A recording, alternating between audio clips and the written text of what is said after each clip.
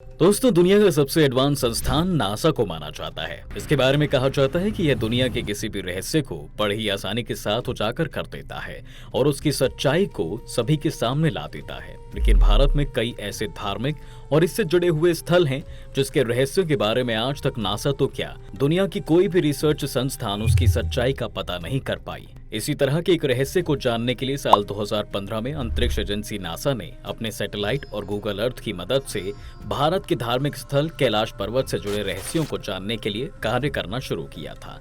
NASA के वैज्ञानिक ये जानना चाहते थे कि आखिर इस पर्वत पर ऐसा क्या है कि कोई भी पर्वतारोही इस पर्वत पर नहीं चढ़ पाता है, जबकि इसकी ऊंचाई हिमालय पर्वत की ऊंचाई से 2000 मीटर कम है।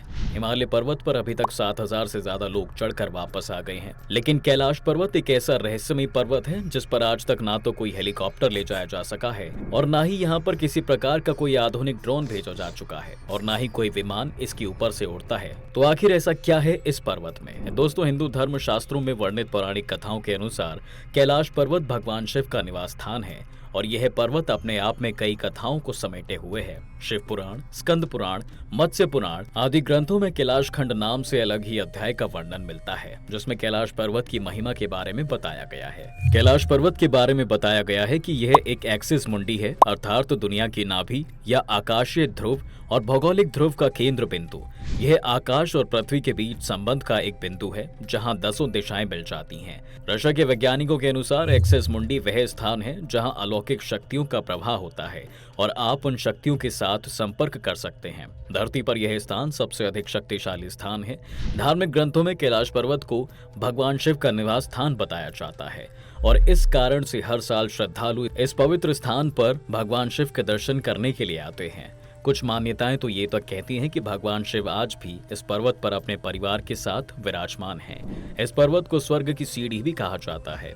ऐसा भी माना जाता है कि कैलाश पर्वत पर थोड़ा सा ऊपर चढ़ते ही व्यक्ति दिशाहीन हो जाता है और बिना दिशा के चढ़ाई करना मतलब मौत को दावत देना। वहीं रूस के ऑप्थेमोलॉजिस्ट अर्नेस्ट मुलादाशेव का कहना है कि कैलाश पर्वत कोई प्राकृतिक ढांचा नहीं बल्कि एक पिरामिड है जो सुपरनैचुरल शक्तियों से बना हुआ है। उनके इस बात को कुछ लोग सच मानते हैं क्योंकि इस तरह का ढांचा दुनिया में कहीं भी नहीं है। जहाँ विश्व के सभी पर्वत तिकोना है, वहीं कैलाश पर्वत चौकोर है। इस पर्वत के 4 मुख हैं जो 4 दिशाओं में फैले हुए हैं। पुराणों के मुताबिक यह पर्वत सृष्टि का केंद्र है। पुराणों में यह भी लिखा गया है कि इसका हर एक मुख सोने, रूबी, क्रिस्टल और लैपिस लाजुली जैसे अनमोल धातुओं से बना हुआ है। दोस्तों, साल 1926 में कैलाश पर्वत पर चढ़ाई करने की पहली दिलचस्पी तब शुरू हुई जब प्रसिद्ध पर्वतारोही ह्यू रटलेज ने पहाड़ के उत्तरी भाग का अध्ययन शुरू किया, लेकिन बर्फबारी ने उनकी इस उम्मीद को खत्म कर दिया था। यह पर्वत साल 1962 तक भारत का हिस्सा था, लेकिन चाइना ने आक्रमण करके इस पर्वत पर अवैध रूप से कब्जा कर लिया है और आज भी यह चाइना के ही कब्जे में है। कैलाश पर्वत पर कब्जा करने के बाद से ही चीन इसके रहस्यों को जानने के लिए काफी उत्साहित था और उसने कई बार इस पर्वत पर चढ़ने का प्रयास भी किया, लेकिन हर बार असफल ही रहा। सबसे पहले चीनी सरकार ने साल 1980 में इटली के पर्वतारोही रेनहोल्ड मेस्टर से कैलाश पर्वत फतेह करने की गुजारिश की, लेकिन इन्होंने कैलाश पर्वत पर कदम रखने से ही मना कर दिया।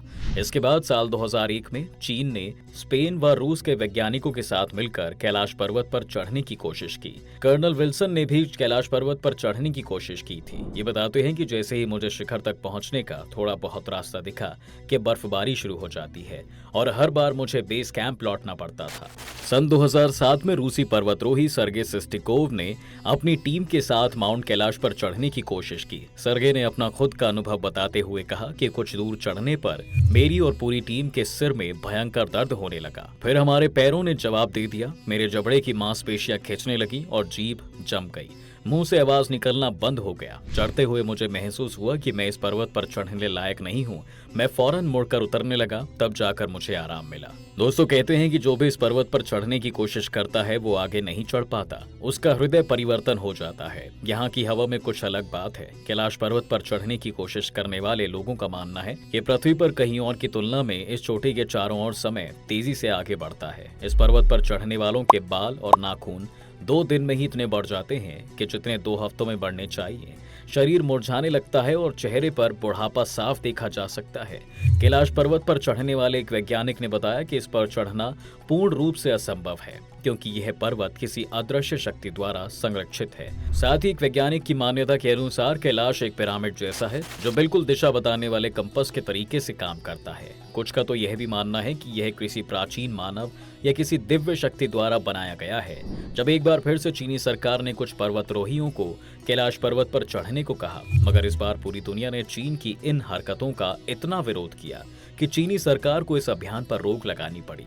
दोस्तों, तिब्बत के धर्मगुरुओं ने रशिया के वैज्ञानिकों को बताया था कि कैलाश पर्वत के चारों ओर अलौकिक शक्तियों का प्रवाह है, जिसमें तपस्वी लोग आज भी टेलीपैथी से आध्यात्मिक गुरुओं से संपर्क करते हैं। वर्ष 2015 से 2016 में एक बार फिर से अमेरिकी अंतरिक्ष एजेंसी नासा ने गूगल अर्थ व अपने सैटेलाइट के माध्यम से प्राप्त जानकारियों पर रिसर्च आरंभ की।